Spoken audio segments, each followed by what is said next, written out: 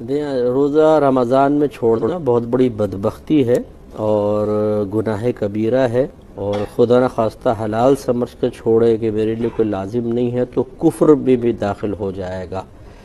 دوسری بات یہ انہوں نے کہا کہ میرے لیے بہت مشکل ہے روزہ رکھنا، بھوک اور پیاس کی تکلیف کو بہت زیادہ بڑا سمجھ کے روزہ چھوڑ دینا۔ ان کو سوچنا چاہیے کہ موت کے وقت جب اسی روزہ چھوڑنے کی وجہ سے عذاب ہوگا، عذاب قبر ہوگا، میدان محشر کی ذلت و رسوائی ہوگی، پھر اللہ اگر ناراض ہوا جہنم میں داخلہ، اس پر صبر کیسے کرے گا اور کیسے اس کو برداشت کر سکتا ہے؟ اس لیے سوچنا چاہیے۔ تیسرا یہ کہ اللہ کی رحمت بہت بڑی، وہ جو بخش دے گا۔ اگر وہ واقعی اللہ کی رحمت پر کامل یقین رکھتا ہے تو اپنے آپ کو آزما کر دیکھے، کمرہ بند کر کے اندر بیٹھ جائے، کچھ بھی کھائے پیے، کچھ بھی نہیں، دیکھیں اللہ کی رحمت بہت بڑی ہے۔ اپنے بندے کو بھوکا کوئی مارے گا؟ چھت پھٹے گی، آسمان سے تھال آئے گا، جبریل امین لے کر آئیں گے کہ بھائی کھانا کھاؤ۔ تو اللہ کی رحمت کے اتنے کامل یقین ہے، ذرا بیٹھ کے تو دیکھیں۔ وہاں کامل یقین نہیں ہوگا، وہاں کمانا بھی پڑے گا، فراڈ بھی کرنا پڑے گا، جھوٹ بھی بولنا پڑے گا، سب کرنا پڑتا ہے بھائی، تب پیٹ میں جاتی ہے غذا۔ تو یہاں پر چاہے روزہ رکھو نہ رکھو، اللہ آپ سے راضی ہو جائے گا۔ یہ آپ نے خیال کیسے اپنے ذہن میں پیدا کیا؟ اس لیے غلط خیال ہے اور شیطانی نفسانی خیال ہے۔ کویسچن کیا کہ پیسہ جو سیف کر کے رکھتے ہیں اس پہ زکوٰۃ ہے کہ نہیں؟ بالکل ہے، لیکن اگر سال کا اینڈ آ گیا جو آپ نے پیسہ بچا کے رکھا ہوا ہے اور وہ کسی حاجت اصلیہ میں فوراً خرچ کرنا ہے۔ حاجت اصلیہ ان چیزوں کو کہتے ہیں جن کے بغیر ہمارا گزارا نہیں ہے۔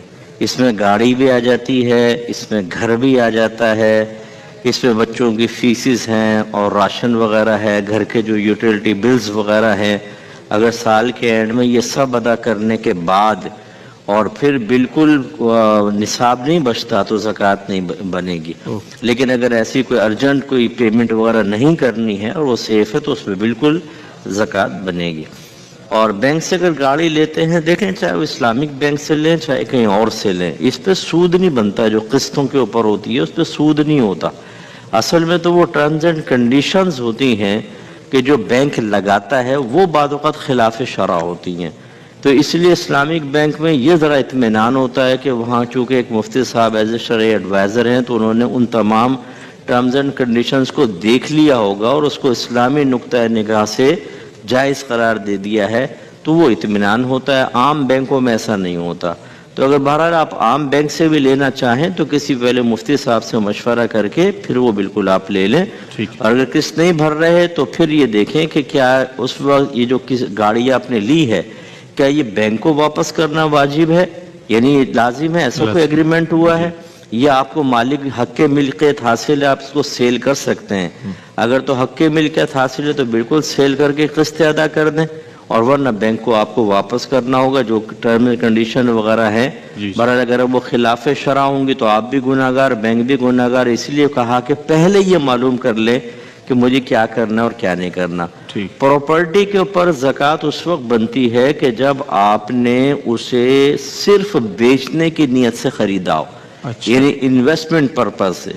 اس میں چاہے آپ نے دکان لی ہو یا پلاٹ لیا ہو یا کوئی مکان ہے، تو اگر صرف خالصتاً بیچنے کی نیت ہے تو اس پہ زکوٰۃ ہوگی۔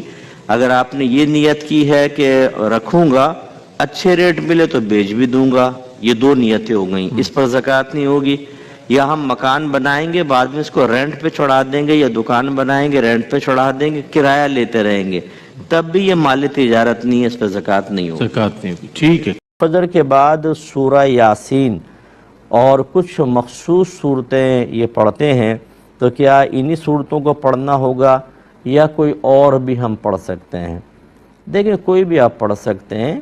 میرا مشورہ یہ ہوگا کہ جہاں کہیں نبی کریم صلی اللہ علیہ وسلم نے صورتوں کی خاص وقت میں پڑھنے کی فضیلت ذکر کی ہے، وہاں تو آپ اس صورت کو اختیار کر لیں، اور اس کے علاوہ جو ہے وہ پورے قرآن کو پڑھیں آپ۔